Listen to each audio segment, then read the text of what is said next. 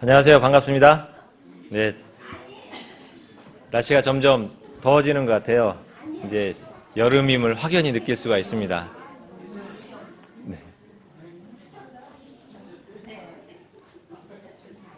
네, 다행입니다. 찾으셔서. 네, 오늘도 기쁜 마음으로 주님 찬양으로 예배 시작하도록 하겠습니다.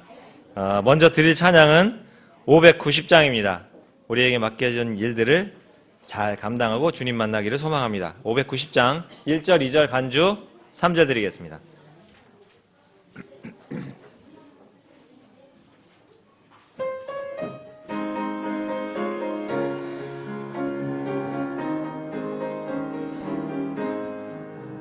주가 맡긴 모든 일들 힘을 다해 마치고 영광스러운 그 아침을 만날 때 저 하늘에 올라가서 구주 예수 만나면 주님 미소 나를 맞아주리라.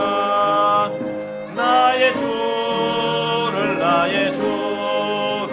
내가 그의 곁에 서서 배우며 나의 주를 손에 붙잡음을 보아 알겠네. 하늘 날아 올라가서 주님 앞에 절하고 온유하신 그 얼굴을 배울 때 있을 곳을 예비하신 그 진 사랑 감사해 나의 주께 기쁨 찬송 드리리. 나의 주를 내가 그의 곁에 서서 배우며 나의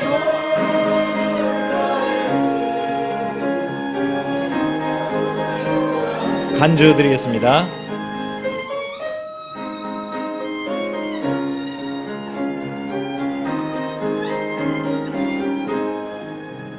이 세상을 먼저 떠난 사랑하는 성도들 내가 올 줄 고대하고 있겠네. 저희들과 한 소리로 찬송 부르기 전에 먼저 사랑하는 주님 배우리. 나의 주를 내가 그의 곁에 서서 배우며 나의 주를 손에 붙잡음을 보아 알겠네. 아멘. 이어서 드릴 찬양은 바로 옆에 페이지입니다. 591장 주의 사랑 어찌 큰지 또 찬양 드리겠습니다. 가사를 잘 생각하시면서 찬양 드리겠습니다. 1절, 2절 간주 3절 드리겠습니다.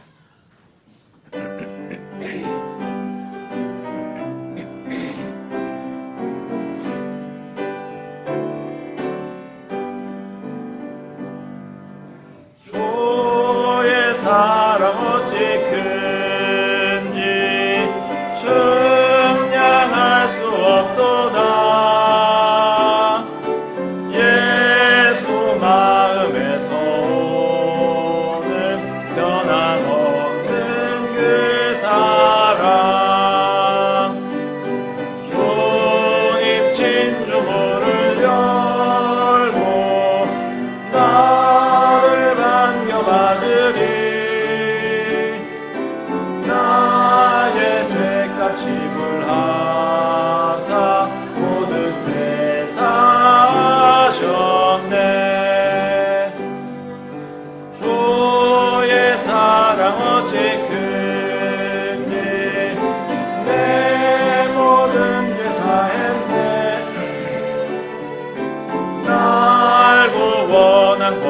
권능과 피 영원히 찬송하리. 주님 진주문을 열고 나를 반겨 맞으리. 나의 죄값 지불하사 모든 죄 간주 드리겠습니다.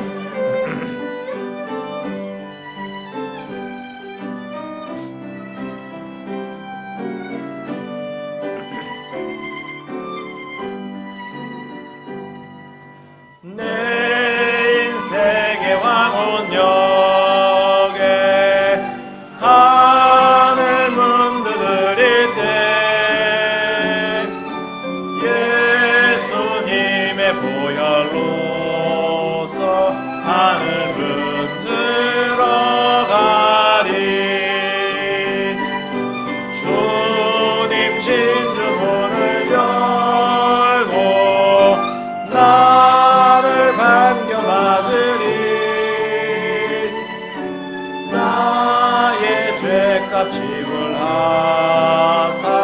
모든 죄 사하셨네.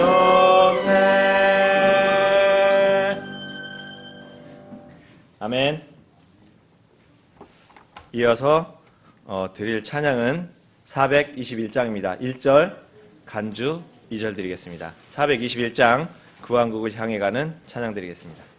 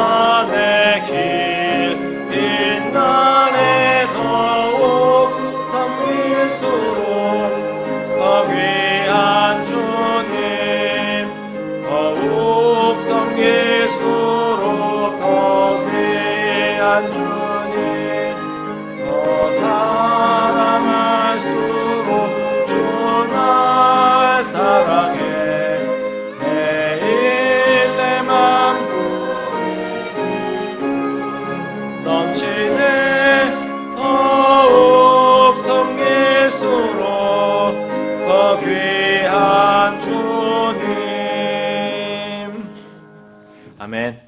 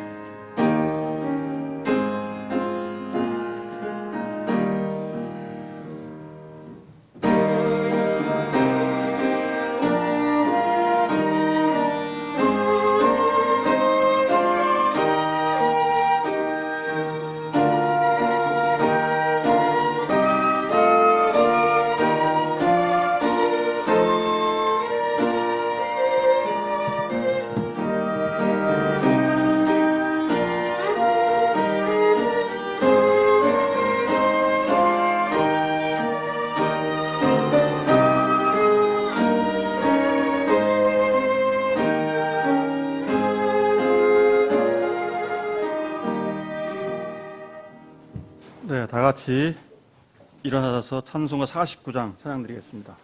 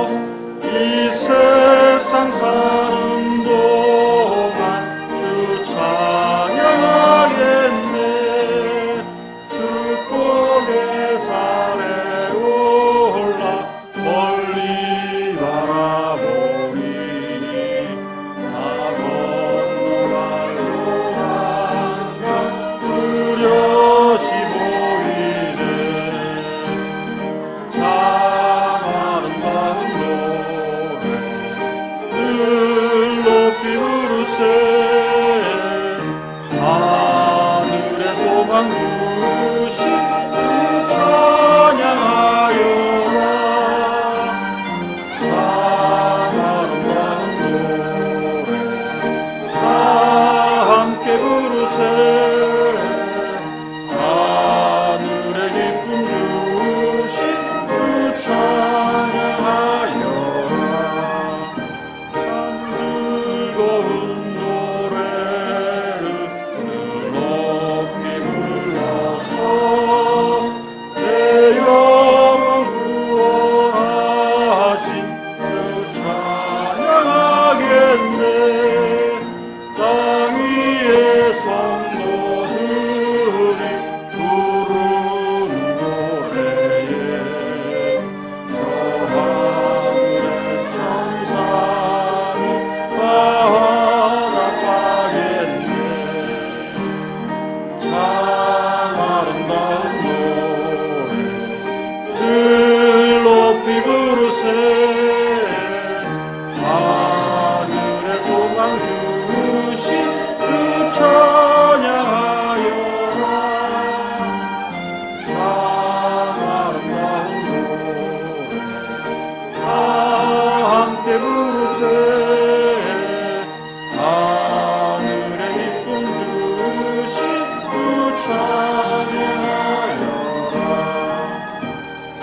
즐거운 노래를 높이 불러서 사랑의 왕 되신 주 나 찬양하겠네.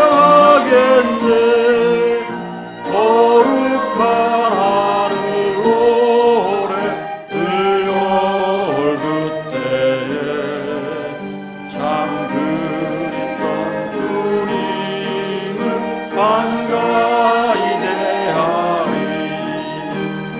참 아름다운 노래 늘 높이 부르세. 하늘의 소망 주신 주 찬양하여라.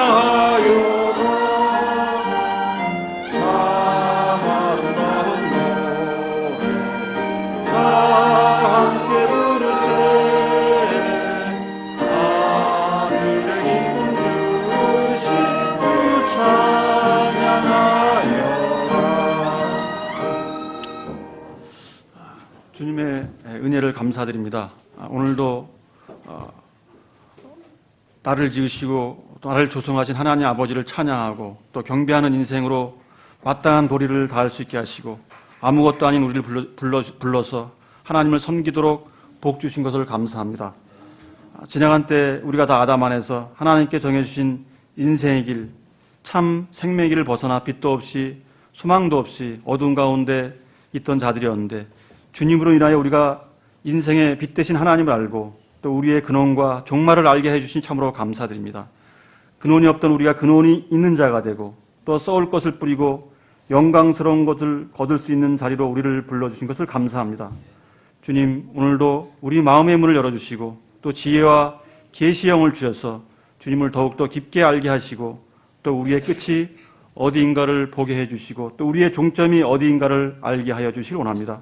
우리 인생을 향한 하나님의 경륜과 계획을 더욱더 깊게 알고 또 주님을 누릴 수 있는 은혜를 베풀어 주시길 원합니다. 그래서 그 소망의 이유를 묻는 세상 사람들에게 그 이유를 분명하고 더욱더 선명하게 전하는 날이 다 되기를 원합니다. 우리 주 예수 그리스도 이름으로 기도드렸습니다. 아멘. 앉아주십시오. 384장 찬양 드린 후에 헌물을 위해서 기도해 주시겠습니다.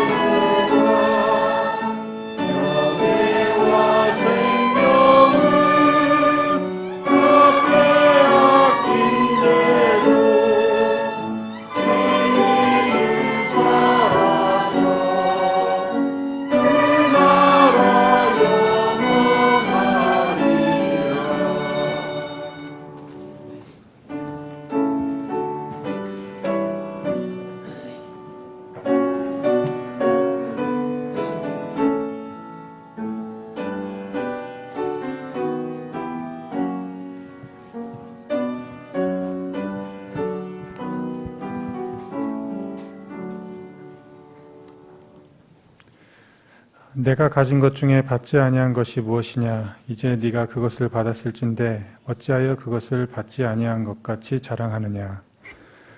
하나님 아버지, 지난 한 주간도 저희 생명을 연장시켜 주시니 감사드립니다. 저희에게 주신 모든 풍요로움, 안전, 가족, 이 모든 것이 주님께로부터 나오지 않은 것이 하나도 없음을 주님 앞에 고백합니다. 이 사실을 저희가 기억하고 주님 앞에 항상 겸손하며 저희가 한 걸음 한 걸음 걸을 때마다 주님의 은혜를 생각하며 살아가게 하여 주시옵소서. 저희의 일거수일투족을 모두 살피시는 주님 앞에 항상 두려운 마음을 갖게 하시옵시고 저희 인생의 최종 목적을 항상 기억하게 하시옵소서. 저에게 주신 이 땅의 의무에 최선을 다하게 하시옵소서. 주님, 시간은 흐르고 이 땅의 밤은 깊어져만 갑니다. 곧 주님 오실 새벽을 지혜로운 모습으로 맞이할 수 있게 하여 주시옵소서. 설교자의 말씀에 능력 부어 주시옵시고 저희 말씀으로 저희를 변화시켜 주시옵소서. 우리 주 예수 그리스도를 맞들고 기도드립나이다.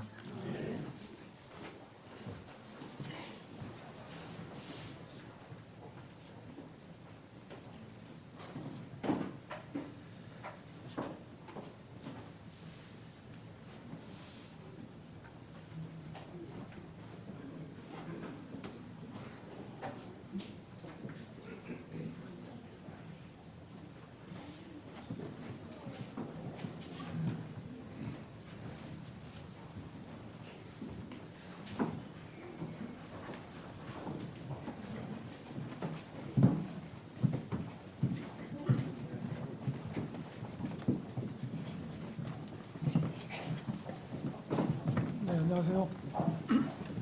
청년부 수련회 잘 갔다 왔습니다. 여러 가지로 기도와 또 물질로 도와주신 분들께 감사드리고요.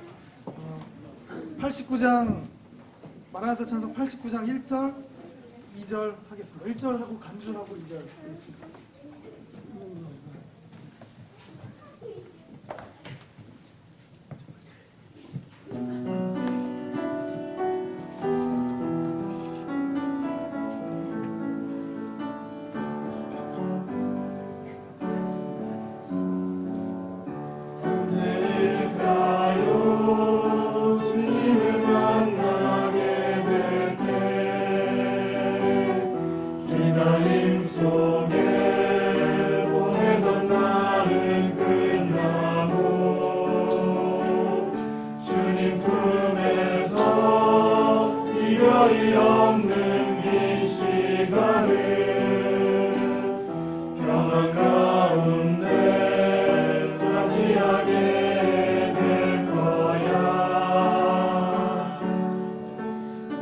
그때까지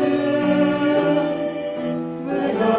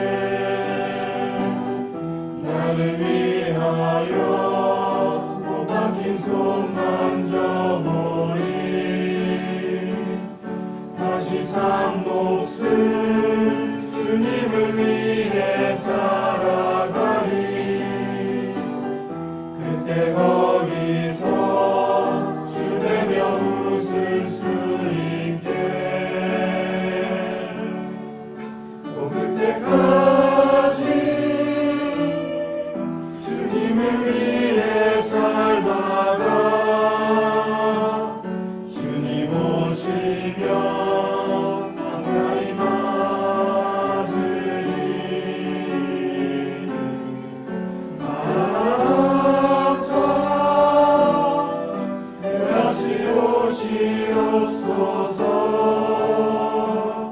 내 주 예수님 약속하신 대로.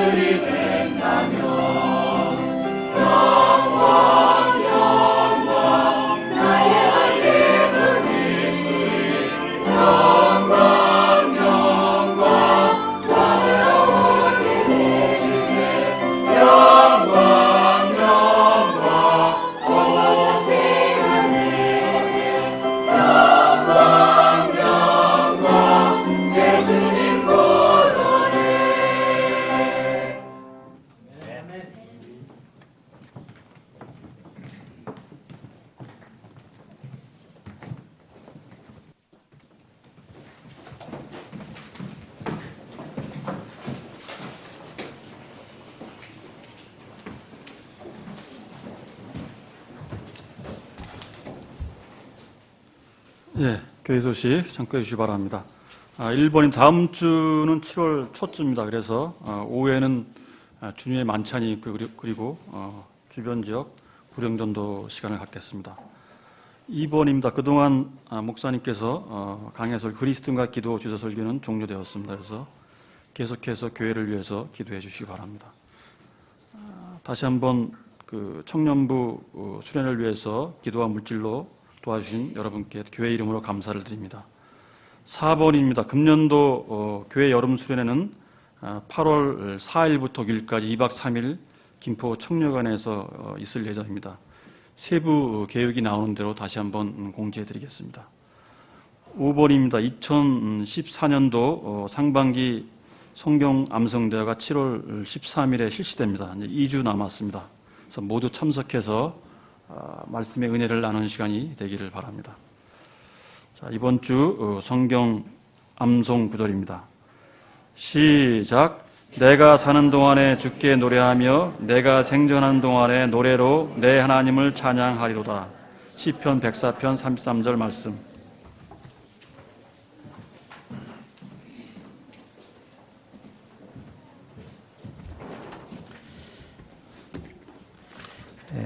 다 같이 일어나셔서 인사하는 시간 갖겠습니다. 오늘 우리 어린 친구들 찬양 예쁘게 잘했습니다. 좀 밥을 좀 더 먹여야 될 것 같다. 그래서 우리 어른들이 좀 오늘 아침에 힘차게 400장 주의 진리 위에 십자가 군기 1절 들으신 뒤에 인사하는 시간 갖겠습니다. 사랑으로 서로 인사합시다.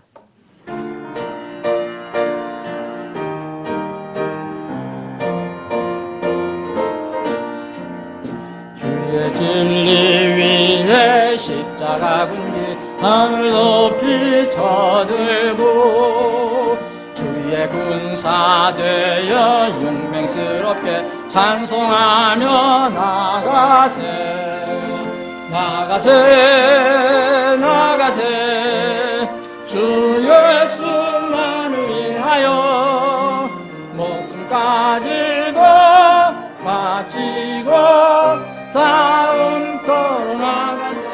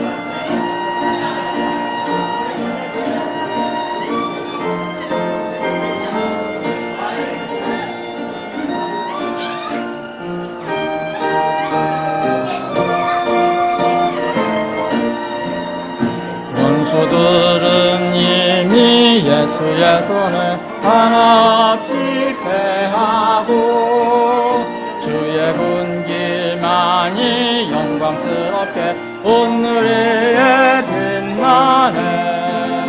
나가세 나가세 주 예수만을 위하여 목숨까지도 바치고 싸움터로 나가세. 오늘 오후 예배는 그 중고등부 하고 작년부하고 여기서 같이 예배 드리기로 했습니다. 중고등부 선생님하고 얘기가 됐으니까 중고등부 학생들 다 참석하시면 좋겠습니다. 청년들도 주일학교 여기 봉사하시는 선생님을 봉사하시는 분들 외에는 다 이렇게 참석하셨으면 합니다. 하여튼 오늘 오후에는 중고등부, 청년부 모두 같이 참석해서 말씀을 나누는 시간을 가졌으면 좋겠습니다. 제가 이번에 청년 모임에 좀 참석을 해봤는데 여러분들하고 좀 더 나누고 싶은 말씀이 있어서 오늘 오후는 다 빠지지 말고 참석하셨으면 좋겠습니다. 오늘 하나님의 말씀, 나눌 하나님 말씀은 사도행전 6장입니다. 제가 시간 절약을 위해서 빠른 속도로 읽겠습니다. 사도행전 6장.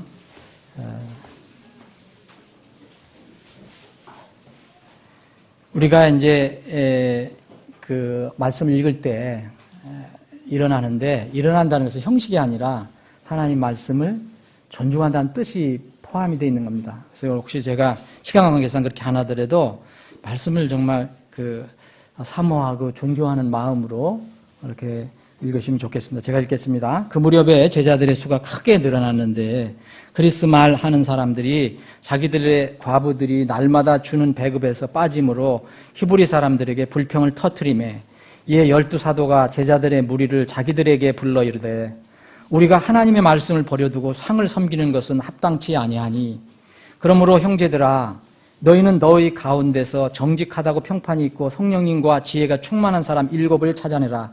우리가 이 일을 그들에게 맡기고 저는 지금 사도행전 6장 지금 4절 읽겠습니다. 오직 우리는 계속해서 기도와 말씀 사역에 전념하리라 하니라. 온 무리가 이 말을 기쁘게 여기고 믿음과 성령님이 충만한 사람 스데반과 빌립과 브로고로와 니가노로와 디몬과 바메나와 안디옥 출신의 유대교 개종자 니골라를 택하여 사도들 앞에 세우니 사도들이 기도하고 그들에게 안수하니라. 하나님의 말씀이 자라나서 예루살렘에서 제자들의 수가 크게 늘어나고 제사장들의 큰 무리도 믿음에 순종하니라. 아멘. 아버지 하나님, 오늘 이 복된 주일 아침에도 생명의 말씀을 우리에게 허락해 주심을 감사합니다. 이 시간 주님 참으로 마음에 무릎을 꿇고 마음으로 주님 앞에 엎드려 이 생명의 말씀을 받기를 원합니다. 우리 사랑하는 지혜들 각자의 심령 속에 이 말씀을 주님께서 친히 선포해 주시옵소서. 거룩하신 예수님의 이름으로 기도합니다. 아멘. 지난 오후에 광고 드린 대로 지난 오후로 이제 그동안 17번인가요? 이렇게 그리스도인과 기도에 관한 주제로 공부를 했는데요. 오늘 이 아침에는 이걸 여러분들이 또 시리즈를 생각해서 마지막 말씀이라고 생각해도 상관없겠습니다. 이 기도와 관련이 있는 것이기 때문에 예루살렘 교회의 이 지상에서의 첫 교회인 예루살렘 교회에 어려움이 찾아왔습니다. 예수님께서 교회를 세우시고 초창기에는 연약했죠. 제자들 중심으로, 그리고 이제 제자들이 전도한 사람들 중심으로. 근데 이제 그 오순절이 임하기 전까지는 연약한 가운데 있었습니다. 십자가 사건이 일어나고 또 예수님 부활 사건이 일어났음에도 불구하고 이 교회는 약해서 큰 어떤 능력을 발휘하지 못했습니다. 그럼에도 불구하고 11사도를 포함해서 이 주님의 약속을 믿고 주님을 따랐던 신실한 120명의 당시의 예루살렘 교회 성도들이 이렇게 사도행전 1장을 보면 함께 모여서 기도와 간구에 열심을 냈다라는 말이 납니다. 기도, 간구했다. 사도행전 1장 12절, 15절의 말씀이 나옵니다. 약속의 말씀대로 약속된 날 오순절이 임했을 때 성령님의 강한 능력이 교회에 임했고 많은 성도들이 이때 성령님의 능력을 받아서 이제 담대하게 말씀을 선포하게 되었습니다. 그것이 이제 사도행전 2장에 있는 그런 내용입니다. 이른바 큰 부흥이 일어났습니다. 하루에 3,000명이 베드로의 이 선포를 듣고 설교를 듣고 하루에 3,000명이 구원받고 침례를 받은 후에 교회에 더해지는 그런 일이 거기에 일어났습니다. 주님께서는 또 이런 사람들이 하나님 말씀을 붙들고 사도들의 교리 그리고 서로 사랑하면서 빵을 떼고 찬양하고 기도에 열심히 했을 때 그 교회에 하나님께서 구원받아야 할 사람들도 날마다 더해 주셨다고 사도행전 2장 마지막 부분에 이야기하고 있습니다. 우리 삶 속에서 이런 말이 있습니다. 호사다마라고 좋은 일이 있으면 또 나쁜 일이 또 생긴다. 그래서 큰 부흥 후에 이 예루살렘 교회에 큰 부흥이 계속 지속되지 아니하고 어려움이 생겼습니다. 사탄이 교회에 침투를 한 거죠. 아나니아 삽비라를 통해서 교회를 이제 흔들어 놓습니다. 아나니아 삽비라가 그 부정직한 행동으로 인해서 교회에 큰 어려움이 다가옵니다. 사도행전 5장을 보면 그 환란이 발생한 것을 볼 수 있습니다. 고난 후에 또 하나님께서 긍휼히 여겨 주셔서 전화위복으로 성령님의 강하신 역사가 일어나고 그래서 사도행전 5장 이후로 보면 또 아나니아 삽비라 사건 이후로 보면 사람들이 구원받은 사람들이 늘어나는 내용들이 거기에 나와 있습니다. 그런데 이 구원받은 사람들이 늘어나니까 이번에는 교회 밖에 있는 기득권을 가지고 있던 그 종교 세력들이 이걸 시기해서 이제 사도들을 잡아다 감옥에 가두고 교회를 핍박합니다. 그래서 이 베드로 같은 경우는 극적으로 천사의 도움으로 이 감옥에서 풀려 나오기도 하고요. 또 끌려가서 공에 가서 맞기도 하고 이런 핍박을 받게 됩니다. 그럼에도 불구하고 이 성경은 계속해서 제자들이 늘어났다 했습니다. 근데 이 마귀는 외부에서 공격으로 끝나지 않거든요. 그럼 또 다음 순서는 정해진 건 아니지만 외부의 공격, 핍박이 아니라 다음에는 교회 내에서 어려움을 일으킵니다. 그것이 이제 오늘 본문 말씀입니다. 오늘 본문 말씀. 이때 외부의 공격과 핍박이 아니라 교회 내에서 어려움이 일어나게 됩니다. 이 어려움은 여기 본문 오늘 사도행전 6장 1절에 있는 것처럼 제자들의 수가 크게 늘어나는데 참 제자들이 크게 늘어나고 부흥이 되면 참 좋은 거 아닙니까? 그런데 여기에 교회 안에서 두 부류가 갈등이 시작이 됐습니다. 우리는 지금 같은 말을 쓰고 있지만 당시는 이제 히브리 말 쓰는 사람이 있었고 그리스 말 쓰는 사람들이 있었습니다. 이 그리스 말 쓰는 사람 주로 이제 헬라 유대인들, 뭐 유대인이 아니더라도 헬라 말 쓰는 사람들 이런 사람들이 교회에 들어왔고요. 출신이 다르다는 거죠. 또 히브리 말만 쓰는 사람들이 있는데 이때 소위 얘기하면 주도권을 히브리 말 쓰는 사람들이 이렇게 잡고서 교회를 운영했던 것 같아요. 그런데 그리스 말 하는 사람들이 불평을 하게 된 겁니다. 왜 우리 그리스 말 쓰는 사람들의 그 과부들은 왜 자꾸 등한히 여기지 받느냐? 왜 자꾸 배급해서 빠지느냐? 이런 불평이 일어나게 됐습니다. 여기 성경은 자세히 그것이 기록되어 있지 않지만 상당한 이 정도면은 상당한 갈등이 있었다고 우리가 볼 수가 있습니다. 이것이 오늘 본문 배경입니다. 본문. 이 사건이 나기 전에 예루살렘의 교회의 모습은 어떠냐냐. 이 갈등이 나기 전에 하나님께서 사도들을 통해서 교회에 이렇게 부흥을 주셨을 때에 점점 사람들이 늘어나게 되고요.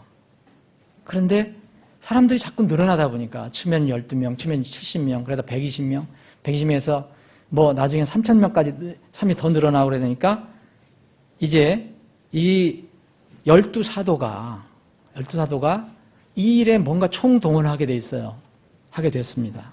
여기 6장 2절에 보면 그래서 이에 12사도가 제자들의 무리를 자기들에게 불러 이르되 우리가 하나님의 말씀을 버려두고 상을 섬기는 것 이걸 얘기합니다. 이런 상황이 됐어요.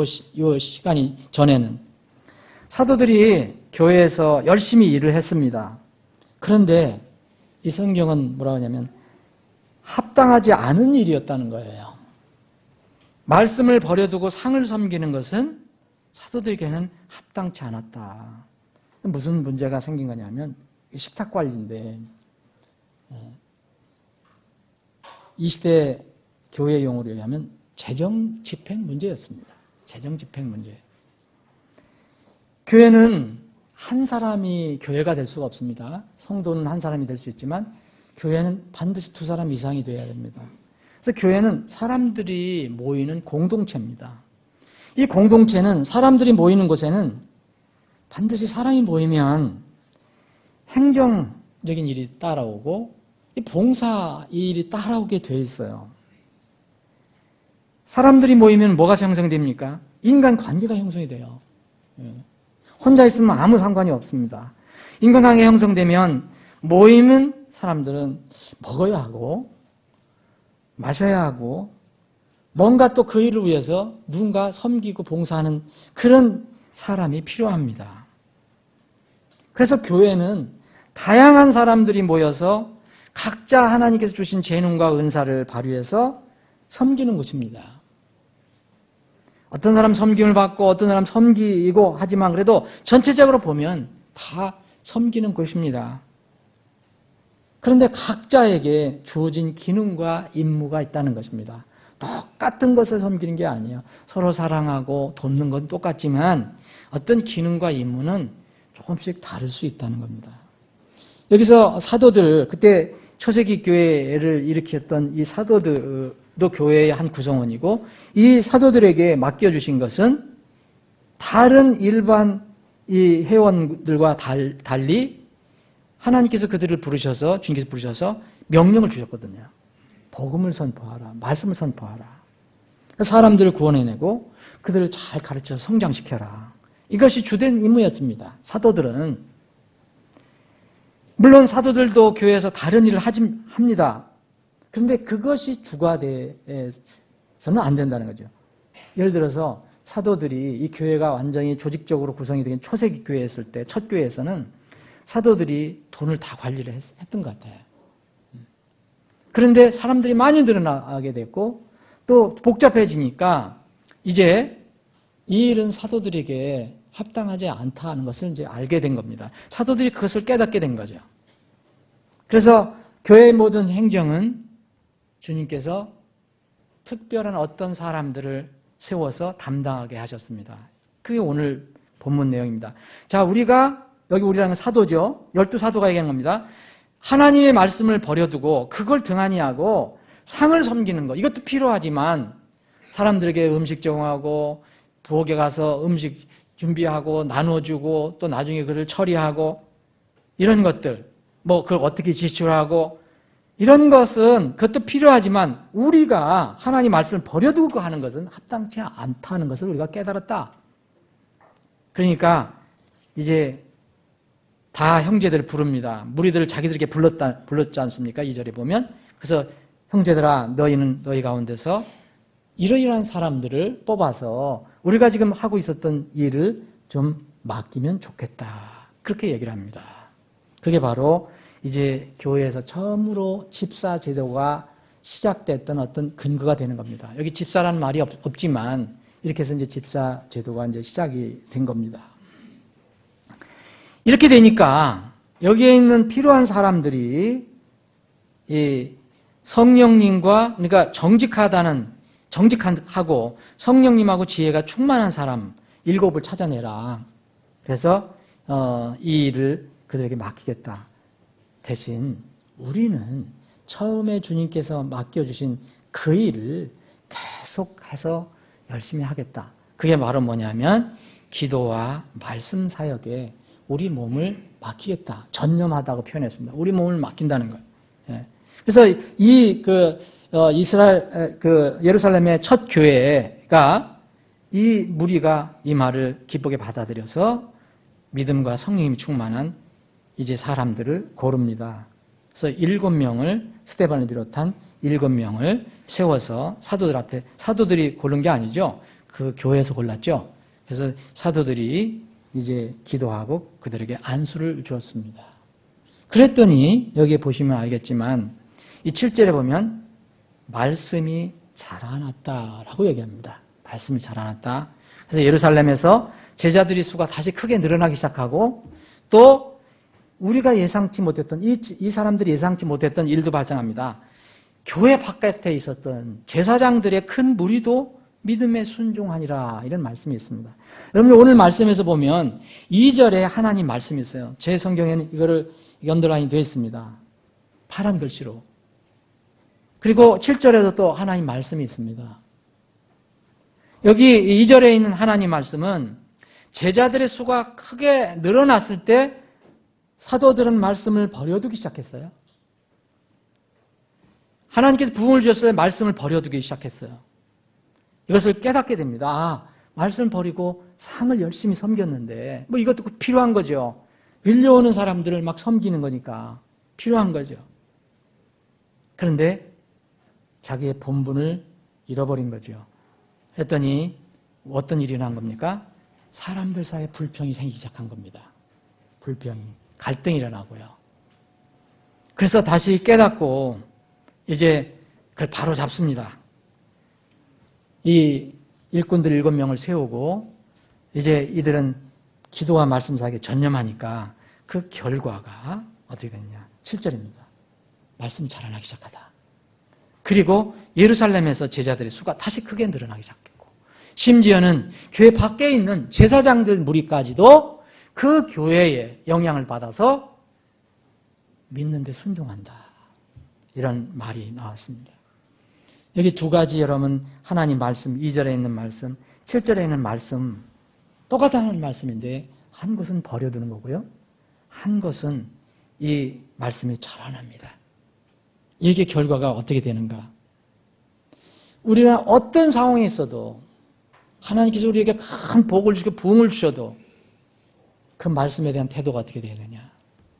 또 우리가 어떤 상황에 어려운 상황에 빠져도 말씀에 대한 태도가 어떻게 되야 되느냐? 이것은 정말 우리가 변해서는 안 된다. 기본에 충실하지 않으면은 말씀이 버려지게 됩니다. 또 기본에 우리가 본분에 충실하게 되면 하나님의 말씀은 잘합니다. 이 기본이라는 게 뭐냐? 우리 그리스도인은 말씀을 붙드는 겁니다. 그러면 제자의 수가 증가됩니다. 이것을 우리에게 알려주고 있습니다. 이렇게 되기까지 이 예루살렘 교회는 시행착오를 했던 겁니다. 이 시행착오를 성경에 기록해 놓고 있어요. 첫 교회니까요. 첫 번째 교회니까. 다른 그 전에는 경험이 없었어요. 근데 우리는 지금 수많은 경험을 가지고 있어요. 우리가 직접 경험한 것도 있고 또 다른 역사적인 수많은 교회들이 가졌던 경험, 또 성경에 기록된 이 교회들이 겪었던 경험을 우리는 우리 것으로 삼을 수가 있습니다. 사도들 또 아니면은 이 교회의 리더들이 본래 임무와 역할을 벗어나서 부수적인 일에 에너지를 쏟게 되면 교회에 어려움이 생긴다는 것을 알려줍니다. 본분을 잃어버리면 안 된다는 거죠. 그래서 이들이 깨달은 것은 흔들리지 않고 해야 했다는 것은 뭐냐? 기도와 말씀 사역에 전념하는 겁니다. 오늘 기도와 말씀을 그리고 말씀 사역의 관계 순서를 잠깐 알아보겠습니다. 자, 기도와 말씀이 아닙니다. 기도와 말씀과 말씀 사역의 관계입니다. 오늘 우리는 오직 계속해서 기도와 말씀 사역에 전념하려고 했습니다. 우리 자신을 다 바치겠다는 거예요. 영어 읽어보실 수 있는 분들 읽어보십시오. 우리 자신을 그것에게 다 드리겠다 이거예요. 기도와 말씀 사역에. 지금은 초세기 교회에 있었던 사도 직분은 없습니다. 여러분 어느 교회가 신사도라고 얘기하는 건 여러분들 믿으시면 안 됩니다. 다 속는 것입니다. 신사도 없습니다. 그 사도는 그때 끝났습니다. 사도는 예수님이 부활한 예수님을 본 사람들을 지명한 거지 여러분들 지금 눈으로 예수님 부활 본 사람 있습니까? 이 세상에는 지금 초세기 교회 같은 사도 직분은 없어요. 근데 어떤 사람이 어떤 목회자가 내 사도직이라고 이렇게 주장하는 사람이 있는데 그런 건 없어요. 그런데 이 사도 직분은 그때 뭐냐면 이런 점이 공통적인 겁니다. 지금 이 전임 사역자와 뭐가 공통이냐? 전념을 했다는 거예요. 어떤 일에. 예? 평성도처럼 무슨 일을 하고 또 그걸 필요할 때 하고 이런 게 아니라 세상에서 일도 하고 이것도 하고 한 게 아니라 전념해서 주님의 일을 했다는 겁니다. 그런 의미에서 그때 당시 사도는 전임 사역자였습니다. 전임 사역자는 두 가지 주요한 임무가 있다는 것을 알려줍니다. 기도와 말씀 사역이라는 거예요. 여기 말씀 사역이라고 한 것을 여러분들 유의하셔야 됩니다. 기도와 말씀이 아닙니다. 말씀은 누구나 전하고 가르칠 수 있는 것입니다. 누구나 할 수 있어요. 구원받으면요. 그런데 말씀 사역, 영어로 ministry라고 했는데 이 말씀 사역은 말씀을 선포하고 가르치는 전임 사역자들에게 주신 임무입니다. 물론 일반 성도들도 이 ministry라는 말을 붙일 수 있어요. 근데 여기서는 분명히 그겁니다. 이 영어로 사역이라고 우리 말에는 사역이라고 번역된 것은 영어는 ministry인데 그 그리스 말은 디아코니아. 여러분들 다 아시죠? 많이 알려져 있는 얘기입니다. 디아코니아.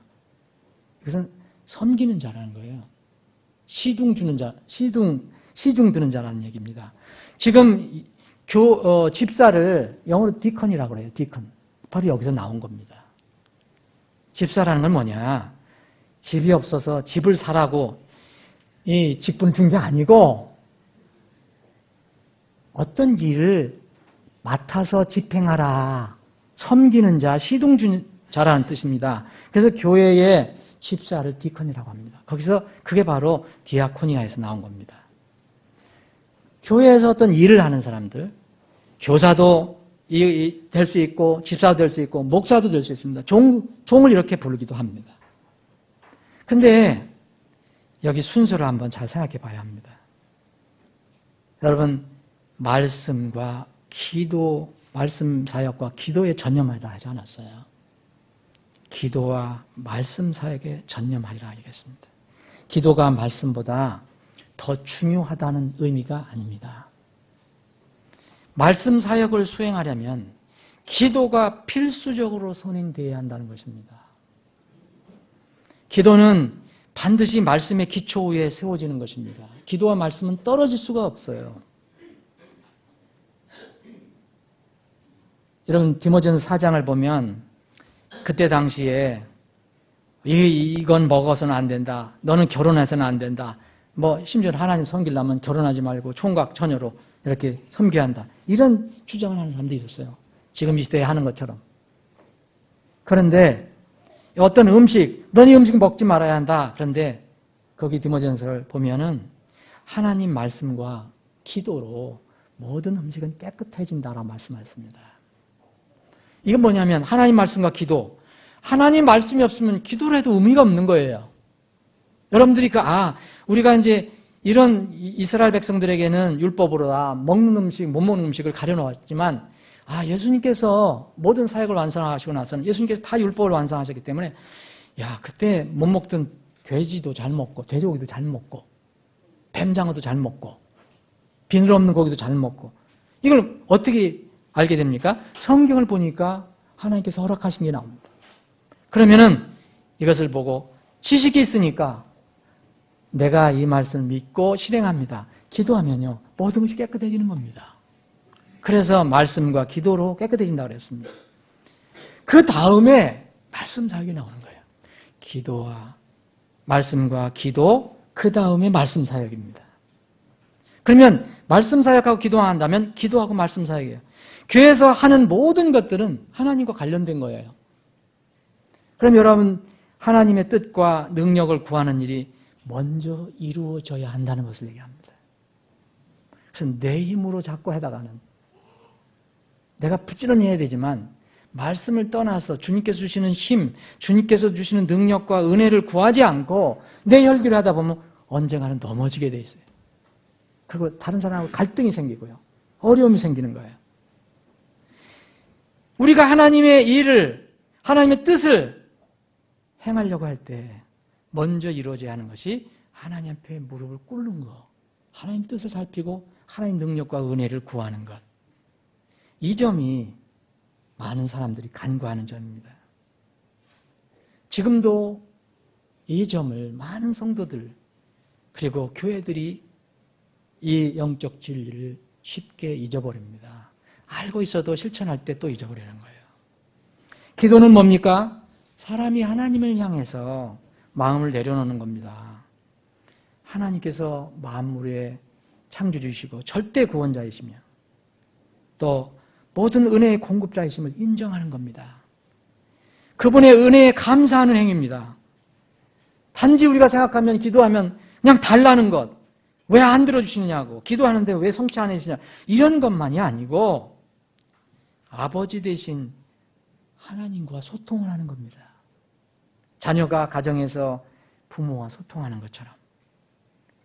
그러므로 기도는 우리가 오늘 아침에도 찬양했지만 찬양과 또 연결이 됩니다. 찬양은 기도의 내용을 음악으로 바꾸는 거 아닙니까?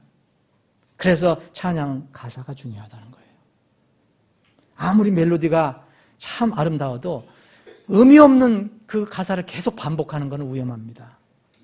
네. 분명히 뜻이 있어야 됩니다. 다윗의 시편은 다윗이 다 쓴 건 아니지만 시편 150편은 다 찬양입니다. 찬양. 기도는 바로 우리가 하나님께 이렇게 마음을 내려놓고 하나님과 교통하는 겁니다. 그런데 하나님께서는 우리에게 뭘로 다 알려주십니까? 여러분들 하나님의 음성을 듣고 계신 분이 있는지 모르지만 영험하셔서, 소위 얘기하면 영험해서 하나님 음성을 듣는 분이 있는지 모르지만 그거는 성경적으로 보면 옳지 않습니다. 위험합니다. 그거 추구하려다 하는 사람들은. 기록된 말씀이 있습니다. 하나님께서 사람들에게 이미 하나님의 뜻을 자세하게 이렇게 알려주신 것이 있어요. 이것이 여러분들이 가지고 있는 성경이에요. 오늘 오후에 동쪽으로 갈까요? 서쪽으로 갈까? 그건 없어요. 여러분, 그걸 구하시지 마세요. 그건 그때 여러분들이 알아서 하시면 돼. 근데 여러분들의 인생의 앞날, 세상에 앞으로 어떻게 될 거, 하나님께서 앞으로 어떻게 다 하시니, 이런 모든 건 다 기록이 되어 있습니다. 이 땅에서 어떻게 살아가야 하는 것인가 다 기록이 되어 있어요. 기도는 그런 것이고 말씀 그런 겁니다. 그런데 이 말씀, 이걸 끝나는 게 아니라 말씀 사역이 있어요. 말씀을 맡은 사람이 다른 사람을 향해서 말씀과 관련된 일을 하는 것을 말합니다. 말씀의 디아코니아예요. 하나님의 말씀이 있는데 그것은 말씀을 위해서 종이 되는 겁니다. 그래서 하나님의 일꾼이에요. 그런 면에서 보면 하나님의 말씀을 집행하고 하나님의 말씀을 섬기는 집사예요. 교회에서 일반 집사는 뭡니까? 재정을 담당해죠. 교회 행정적인 일을. 두 가지 디아코니아가 있습니다. 분명히 두 가지 섬김이 있어요. 육체의 생명을 위한 식탁을 위한 섬김이 있어요. 이거 성경 무시하지 않습니다. 이것도 꼭 필요한 겁니다. 우리 교회에 이게 없으면 여러분들 당장 예배드리고 나면 금방 불편해요. 당장 이게 없으면. 여러분들 매일 주일마다 자연적으로 예배 끝나면 우리 밥 먹는다 생각하지만 이 일을 육체의 생명을 위한 식탁 섬김이 없으면 금방 불평이 나오고 어려움이 있어요. 모이기도 힘들어요. 이게 오늘 얘기한 집사입니다. 오늘 본문에 나온 집사. 그런데 이 육체의 생명을 위한 식탁 섬김이 잘 이루어지면 뭐와 관련되느냐? 말씀과 관련이 돼요. 하나님 말씀이 자라나는데 기여를 합니다. 오늘 7절에서 여러분 보셨죠? 7절에서. 이 말씀이 잘 자라나게 해줍니다. 이게 안 되면 말씀이 못 자라나요. 혼란이 생기고. 왜냐하면 우리는 인간이기 때문에 이 땅에 있는 동안 그렇습니다. 만약 이 식탁을 위한 섬김이 하나님 말씀과 연결이 안 되면 이것은 인본주의 자선행위로 끝나는 거예요. 여러분 그런 게 많아요. 우리가 불쌍한 사람 돕는 거 좋은 일입니다. 그런데 그 사람들 아무리 배불려줘도 말씀과 관련이 없으면 정말 이건 안타까운 일이에요. 사도들이 능력을 상실한 이유는 뭐였느냐면 자신들이 최선이 아닌 것을 위해서 자신들의 최선을 희생시켰기 때문입니다. 말씀을 선포하고 그들을 건져내고 양육해서 자라게 하라고 했는데 그 식탁 관리하는 일에, 배급하는 일에, 돈 계산하고 돈 관리하는 일에 사도들이 정신을 놓은 거죠. 돈은 참으로 무효합니다. 여러분 교회 재정이라고 표현하지만 직설적으로 얘기하면 교회 돈입니다. 돈 문제입니다. 이게 지금 집사들이 하는 것이 그겁니다. 예루살렘 교회 식탁 관리, 그 재정을 다룬 사람들을 뽑으라는 거였습니다. 여러분 이 집사들을 뽑을 때 이 조건을 여기서 사도들이 얘기합니다. 조건이 뭐였습니까? 정직해야 된다는 거예요. 가장 중요한 거예요. 왜 목회자에도 정직이 필요하지만 목회자의 첫 번째 조건은요, 정직이 아니에요. 다른 사람들한테 비난을 받지 말아야 하는 거예요. 이 집사는요, 이 식탁 관리라는 돈을 관리하는 사람은 정직해야 된다는 겁니다. 이거를 디모데전서 여러분들 3장 8절에 보면 집사의 조건이 나오거든요. 자기 조건이. 그 앞부분에 나와 있습니다. 이것은 일치가 되는 겁니다. 이와 같이 집사들도 반드시 신중하며 한 입으로 두 말하지 않으면 이게 뭐죠? 정직입니다. 정직. 사람 속이거나 정직하지 않으면 안 된다는 거예요. 그런 사람이 돈을 맡으면 안 된다는 거죠. 그리고 더러운 이익을 탐내지 않으면 이건 목회자에게도 해당되는 겁니다. 순수한 양심 속에 믿음의 신비를 간직한 자라. 순수한 양심. 이런 거 다 정직과 관련이 되는 것입니다. 여기에 오늘 얘기합니다. 정직하다는 평판이 있는 사람들. 그리고 성령 충만, 지혜 충만한 사람을 골라라. 그런데 이 세상이 지금 보면 많은 교회에서 여러분 집사, 우리 성경에는 장로라는 직분이 없어요. 장로라는 것은 목회자를 얘기해요. 장로로 부른다면 거기 목회자가 없는 겁니다. 장로가 목회자가 돼야 돼요. 감독이 돼야 돼요. 이 집사나 장로, 세상의 장로는 세상 지위야. 세상에서 가지고 있는 지위, 돈이 있는 사람들이 대부분 됩니다. 물론 그런 분들이 열심히 일하면 할 수가 있는 거죠. 근데 성경은 그걸 얘기하지 않습니다. 정직해야 된다. 성령 충만하고 지혜 충만해야 된다. 이런 기초가 돼 있고 거기 돈이 있으면 좋죠. 지위가 있어도 좋고요. 근데 이거는 상관없고 세상 지위와 돈이 그 직분을 정하면 안 됩니다. 그래서 세상이 지금 교회가 어려운 문제가 생길 겁니다. 두 번째는 육체의 생명을 위한 식탁을 위한 섬김, 이 집사. 두 번째는 영혼의 생명을 위한 식탁을 섬기는 것입니다. 이것이 목회자입니다. 말씀을 전임으로 선포하는 사람입니다. 전도자가 될 수 있고 선교사가 될 수 있고 목회자가 될 수 있고 이런 목회자를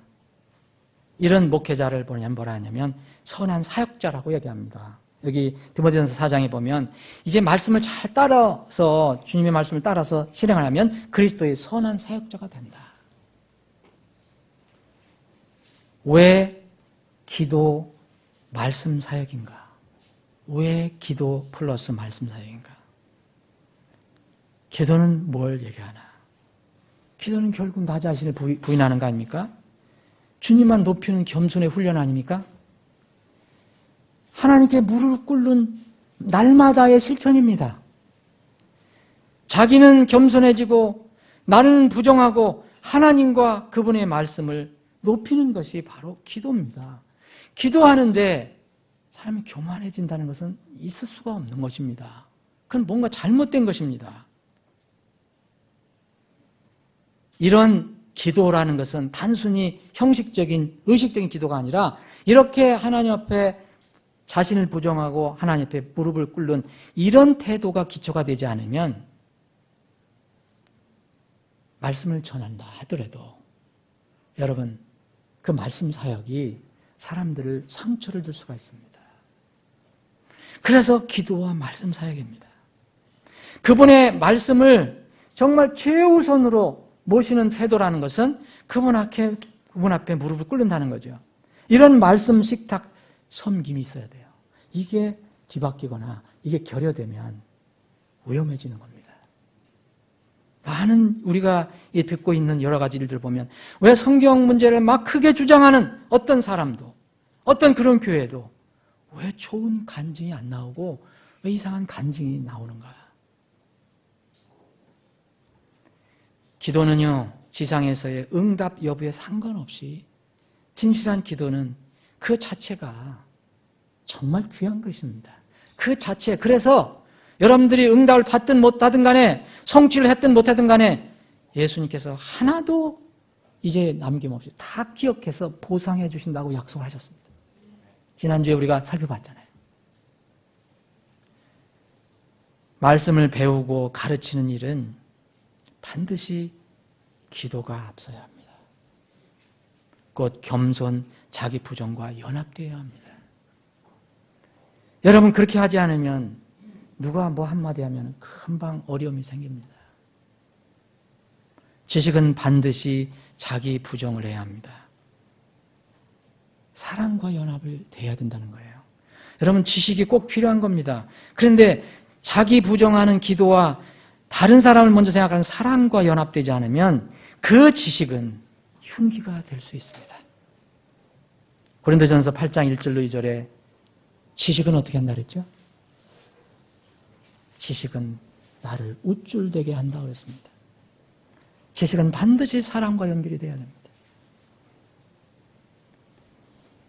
또 여러분 이것과 또 반대의 상황이 있습니다.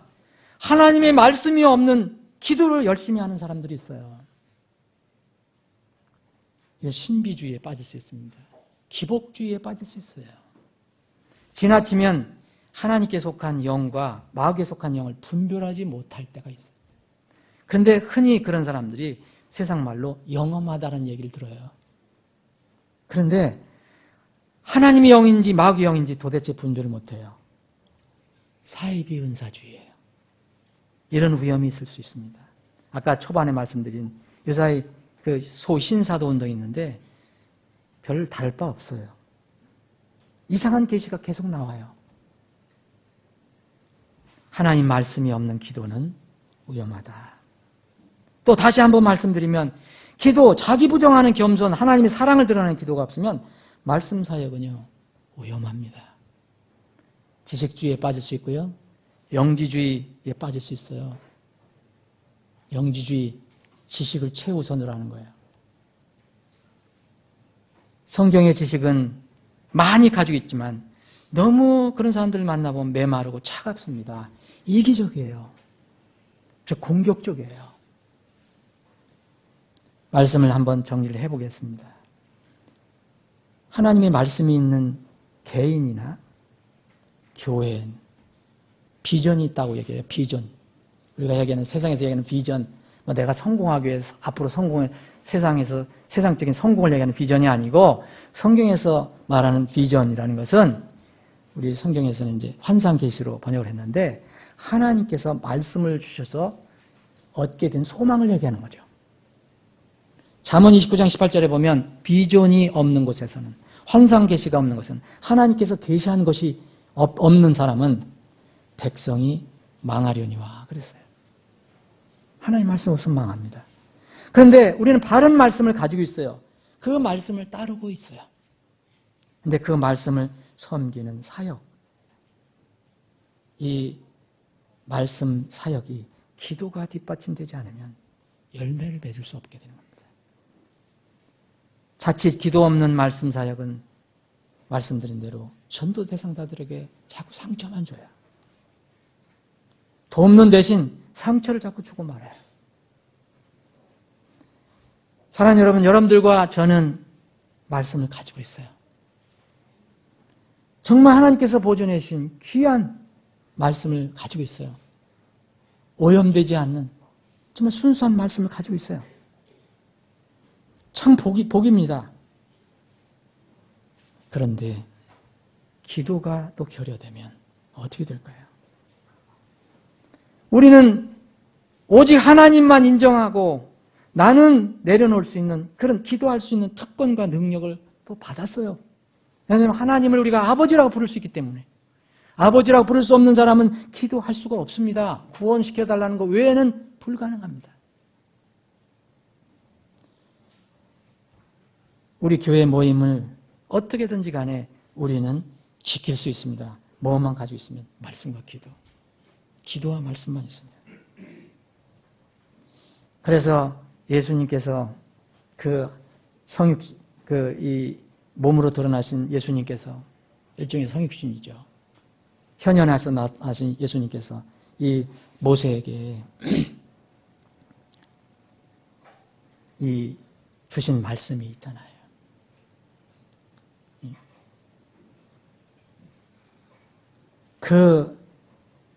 이 조카, 모세가 아니죠.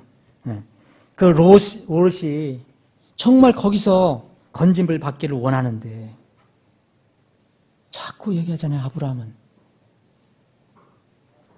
마지막까지 내려갔습니다. 몇 명까지 내려갔습니까? 10가정까지 내려갔어요. 의인 10명. 아브라함이 얘기한 더 이상 주님께 요청해서 10명만 있어도 내가 소돔과 고모라를 멸망시키지 않겠다. 여러분, 하나님 백성 10명 있으면, 10가정 있으면 그 교회는 절대 넘어지지 않습니다. 다만 하나님께 무릎을 꿇느냐, 그게 중요합니다. 주님께서 하나님의 말씀을 붙들고 기도하는 우리에게 긍휼히 여겨주시기를 저는 소망하는 마음입니다. 기도에 관련 주제를 이 강해를 마치면서 그런 마음이 더 강해졌습니다. 기도하는 교회가 다 되게 해달라고, 주님 앞에 무릎 꿇고 엎드린 교회가 되게 해달라고 계속 기도하고 있습니다. 목회자로서 이제 기도에 관한 이 주제를 이제 마치면서 우리 성도 여러분들에게, 교회에게 제안하는 게 있습니다. 우리 교회에는 모든 시스템이 대부분 잘 갖춰져 있어요. 그런데 우리가 이 부분에 오늘 말씀을 이제 삼아서, 이거 꼭 사도들에게만 해당되는 게 아니니까 우리 교회에게 이 말씀 주신 것이 아닌가 한번 적용할 필요가 있지 않겠나. 여러분, 우리 교회에서는 재정부가 튼튼히 일을 잘하고 있고 집사님들이 있고 또 형제 자매 선교에서 일을 잘하고 있습니다. 저는 식탁 관리에 대해서 한 번도 별로 신경 쓴 적이 없어요. 그래서 제가 제안하는 게 아니라 목회자가 식탁 관리할 것이 많아서 지금 제가 다른 일을 등한히 한다는 얘기가 아니라 이제까지 제가 기도에 얼마나 내 몸을 던졌는가, 이거를 생각해 보게 됐다는 겁니다. 기도와 말씀 사역에 더 집중하고 싶다는 생각이 강해진 겁니다. 금년 들어와서. 그래서 이 교회에게 제안을 한 겁니다. 제가 기도 신청함을 저기에 전에 있었던 건데 다시 써서 붙였습니다. 여러분, 기도 신청함이라고 써 있을 겁니다. 밑에는 기도 중보함, 중보 기도함 설치했습니다. 여러분들이 원하시는 기도 제목, 소소한 것이든 큰 것이든 긴급한 것이든 긴급하지 않은 것이든 여러분 기도 제목을 저에게 알려주시기 바랍니다. 수요일 날 제가 기도 제목 만드는 것은 내가 다 이렇게 듣고 물어보고 그렇게 해서 교제할 때 생각나는 거 이런 걸 해서 정리한 것입니다. 그래서 제가 그 기도 제목을 정리를 했지만 이제는 여러분들이 가지고 있는 기도 제목을 정말 알고 싶습니다. 어떤 때는 그래서 저기에 중보 기도함을 설치했습니다. 무명으로 하셔도 좋고 기명을 하셔도 좋고 제가 기도할 수 있는 제목을 주십시오. 스펄전 목사님이, 존경하는 스펄전 목사님이 이렇게 얘기를 했습니다. 이 글을 읽고 저도 또 많이 이렇게 찔리기도 했는데, 이 설교자라는 것은, 목회자라는 것은 그 무엇보다도 기도의 사람, 무엇보다도 기도의 사람으로 드러나야 한다. 만약 그가 평범한 그리스도인들처럼 이렇게 기도한다면 최소한 그는 우위선자는 아닐 것이다. 그런데 그가 평범한 그리스도인들 이상으로 기도하지 않으면 그는 그가 맡은 그 목회 사역의 자격을 잃은 사람이다. 사무엘상 12장 23절에 사무엘이 하나님께 그리고 백성에게 얘기합니다. 나는 이스라엘 백성 너희들을 위해서 기도하기를 쉬는 죄를 절대 주님께 짓지 않겠다. 범하지 않겠다. 얘기합니다. 그래서 저는 이제 말씀 사역 이것 앞서 기도에 열심을 낼 계획입니다. 각오입니다. 여러분들 그를 위해서 기도해 주시고 여러분들 함께 마음을 하나로 묶어 주셨으면 좋겠습니다. 여러분들에게 요청한 이 기도 신청함이 소중하게 쓰임 받기를 저는 소망합니다. 제게 기도하지 않아도 좋다고 하는 것은 여러분들이 그렇게 생각한다면 제가 사역을 이렇게 옳게 잘 못하는 것을 여러분들이 인정하는 것입니다. 여러분들도 기도에 열심을 하시고 또 저에게도 기도를 나눌 수 있는, 전 목회자이기 때문에 만약 제가 목회자의 직을 내려놓는 순간은 여러분들을 위해서 그렇게 내가 열심히 기도할 수 있는 그런 의무는 없습니다. 지체로서 같이 할 수 있지만, 그러나 저는 여러분들을 위해서 기도할 책임과 의무가 있습니다. 성경 말씀이 저를 그렇게 마음을 강하게 줍니다. 제 양심이 그렇게 강하게 와 닿습니다. 오직 우리는 계속해서 기도와 말씀 사역에 전념하리라. 기도하시겠습니다.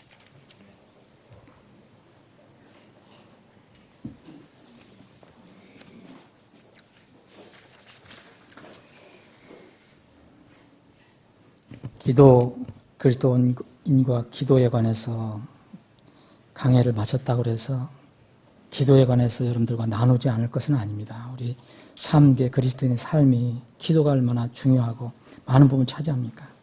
그러나 이제 그런 시리즈로 공부할 기회는 다시 안 올 수도 있습니다. 이제는 배운 것을 그대로 실천할 때입니다.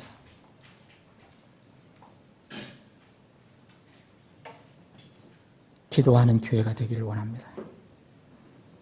간구하는 교회가 되기를 원합니다. 말씀에 따라서, 주님의 뜻에 따라서 기도하는 성도들과 기도하는 목회자, 기도하는 설교자, 그것으로 구성된 교회가 되기를 원합니다. 아버지 하나님, 오늘 말씀을 저희들에게 주심을 감사합니다. 예루살렘, 이 지상의 첫 교회 예루살렘 교회가 겪었던 그 시행착오를 통해서 우리에게 많은 것을 가르쳐 주시니 감사합니다. 주님께서 약속하신 대로 그 말씀을 붙들고 주님의 성품과 인격 그리고 속성을 우리가 확실히 믿고 주님의 약속의 말씀대로 주님 앞에 무릎 꿇고 기도하는 교회가 되기를 원합니다. 그런 가정이 되기를 원하고 그런 개개인의 성도들이 되기를 원합니다. 하나님께서 어떻게 역사하시는가 우리가 바라볼 수 있는 그때가 돌아오기를 원합니다. 이 교회에 주님의 능력이 임해져서 이 땅에 이 고촌지역, 김포지역에 서남부 서울지역에 주간 혼들이 한 혼이더라도 아니 초세입교회 주님께서 복을 주신 것처럼 많은 혼들이 구원받고 하나님을 알아가고 생명을 얻는 기쁘고 놀라운 일들이 우리 교회를 통해서 일어나게 하여 주시옵소서. 거룩하신 예수님의 이름으로 기도합니다. 아멘.